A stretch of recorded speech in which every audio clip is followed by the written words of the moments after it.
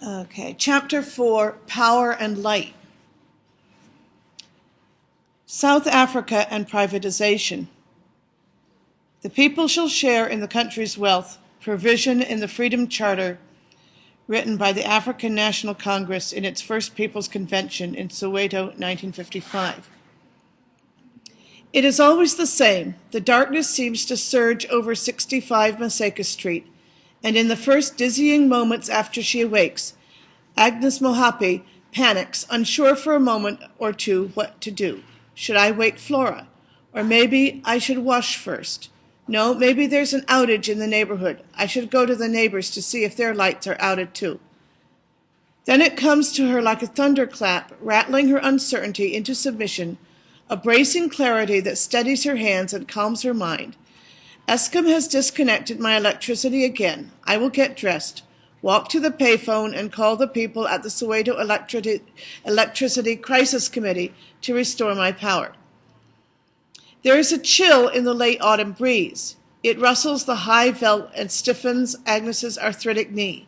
She is 58, widowed, and lives with her 24-year-old daughter here on this treeless, dusty corner where Maseka and Moema Streets intersect in Orlando East, one of the oldest districts in Soweto.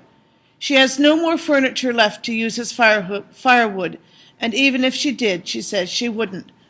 How do you say in America? She asks rhetorically as she stands outside her hovel while two bootleg repairmen from the SECC hotwire her electricity.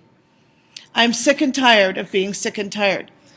When you hotwire something, it means you connect the electricity illegally. Okay? This is not the company that's doing it for her. It is an illegal way to go around using the electricity company. Here in this crowded, all-black township southwest of Johannesburg, electricity bills have increased by as much as 400% since South Africans of all races went to the polls in the nation's first democratic election in 1994. Planning to auction off the Public Utility Commission, known by the acronym Eskom, the government wants first to fatten the utilities' bottom line to demonstrate to prospective buyers that they're getting a good deal. Nervous of sparking the fire next time simmering in its townships during... Nervous of sparking the fire next time simmering in its townships during apartheid, the white minority government charged a flat rate for electricity and rarely disconnected users for non-payment. The African National Congress, South Africa's new black majority ruling party, has no such compunction. In Soweto alone, a community of roughly 1.5 million people, Eskom cuts off service to as many as 200,000 delinquent customers each month. On some days, residents say entire city blocks here are dark. Not 400 miles south of Johannesburg, in a village called Mbabe in South Africa's KwaZulu-Natal province, Matolina Mthembu makes the shoeless trek to the river, walking past the tap that was installed just a few feet from her house 2 years ago. It is bone dry. What the peasants call the river is no more than a puddle, really, a shallow accumulation of muddy brown water at the bottom of a rocky knoll near the town of Empangeni. I cannot pronounce these African words very well. Empangeni. The river is maybe a quarter mile from Mthembu's mud hut, and to get there you walk through a breathlessly gorgeous expanse of green savanna, runaway hills, and sugarcane fields that tumble along the coast of the Indian Ocean. With 2 jobless children to feed and only her pension of roughly $50 a month to support them, the 70-year-old Mthembu can't always find the money to pay the equivalent of $7 a month for water. And so a well-rehearsed dance has evolved between the old woman and her local utility, a sequence that plays out every few months or so. She falls behind in her payments. The utility disconnects her tap. She turns to the river until she finds the money to pay her bill. During what Muthembo calls the old government, she had to walk half a mile to get clean water from a standpipe. She's glad the new government installed a tap outside her home, but now the water costs money, she notes, and people here are poor. There are no jobs. We must choose between food and water, so we buy food and pray that the water does not make us ill, she said, on a late autumn morning as a young girl in a formless yellow dress crouched by the river behind her, dipping her plastic bucket. It's a bad gamble. I was a victim of cholera in February, and then my daughter and my mother became sick with cholera as well. Many of us have grown sick from the water. Cholera is an illness that you get from dirty water with germs, and it's very easy to prevent cholera with clean water. It's only in very poor countries that people get it now. The high price of water triggered the worst cholera epidemic in the country's history, which began days after the utility here began shutting off taps in July 2000 for non-payment. Villagers turned to the river and other sources of dirty water to bathe and drink, sparking the outbreak, which began here and fanned out to 7 of South Africa's 9 provinces, infecting some 145,000 people, most of them in the first 2 years.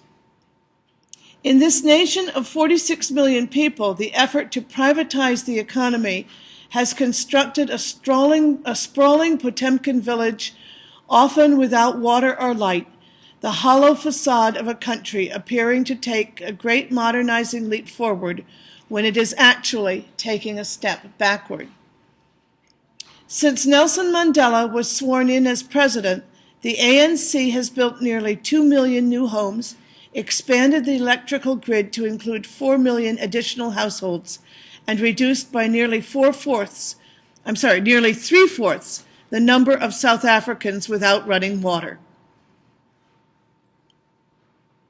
But the government's surprising fealty to liberalizing markets, strengthening the national currency, and raising interest rates has pushed the country's unemployment rate to nearly 40%, pared the workforce of nearly a million jobs, and shaved per capita income by 1/5 between 1994 and 2005. Adding insult to injury, bureaucrats at the World Bank prodded the ANC to pair its privatization of efforts with a fiscal measure known as cost recovery, which requires public services such as water, electricity, housing, telecommunications, and schools to pay for themselves. Tragically and paradoxically, life materially has only gotten worse since the end of apartheid, and the most visible change in daily life is that ordinary South Africans struggle more to pay their bills. 1/4 of all South Africans live in households that have had their water cut off at least once since 1996. The number of evictions has doubled. Households earning less than $100 a month, roughly 1 in 2 nationwide, spend nearly 1/4 of their income on utilities. In Soweto, 61% of all neighborhoods with electricity have had their electricity shut off at least once within a 12-month period. 90% are behind in their payments. And this is a very important sentence that is in the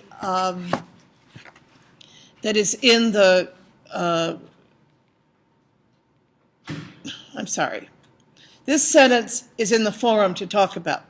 South Africa's second intifada is against privatization. So you're going to have to find out what an intifada is and what privatization is. Grassroots organizations in Durban have begun moving evicted families back into their homes, sometimes only minutes after authorities have piled their household goods in the street and bolted the doors. Unemployed plumbers in Cape Town reconnect their neighbor's water supply when it has been shut off because of non-payment. Trade unions protest the government's plans to auction off the telephone and utility companies with placards that read, "We did not fight for liberation, only to sell it to the highest bidder." And I'm going to stop now and post that one.